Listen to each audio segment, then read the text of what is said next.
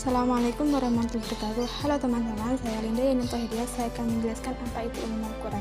Jadi ulumul Quran itu merupakan segala pembahasan yang berkaitan dengan Al-Quran, baik itu dari segi turunnya Al-Quran, segi tata caranya, segi pelaksanaannya, segi kodifikasi, segi ijaz, qiraah, cara bacanya, nasih mansuh, ayat makkiyah madaniyah, muhkam mutasyabihat, dan lain sebagainya. Nah, perkembangan ulumul Quran itu sangat signifikan, dimulai dari masa Rasulullah, masa Khalifah Tabi'in abad kedua, abad ketiga, sampai abad ke-10 hingga kita mengalami ke masa modern. Nah, di masa modern ini kita sering menjumpai siapa itu Quraisy Shihab. Nah, beliau membumikan karya berupa membumikan Al-Quran. Nah, kemudian ada pengertian dari asbabun nuzul. Asbabun nuzul itu merupakan sebab atau latar belakang yang menjadi sebab ayat tersebut turun. Misalnya, surah An-Nisa ayat 64 itu tuh turun karena ada riwayat Urwah terkait kasus Zubair yang bertengkar dengan Al-Swar terkait masalah irigasi di Hara. Kemudian apa sih hikmah turunnya Al-Quran secara mutawatir? Kenapa Al-Quran nggak turun secara langsung?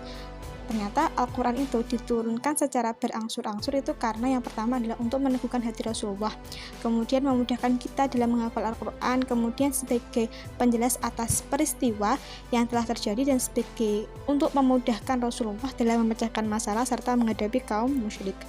Kemudian apa sih cabang-cabang Al-Quran? Nah, ada adab tilawah. Adab tilawah itu tentang tata cara kita membaca Al-Quran, adabnya gimana. Kemudian tajwid, kemudian mautin an-nuzul, kemudian asbabun nuzul, ilmu qiraah, ilmu gharib Al-Quran, ilmu i'rab Al-Quran, ilmu ma'rifat al-muhkam wa mutasyabihat, ilmu badi' Al-Quran, dan ilmu nasikh mansuh. Terkait nasih mansuh, nasakh itu merupakan perkara yang menghilangkan, sedangkan mansuh adalah perkara yang ditiadakan.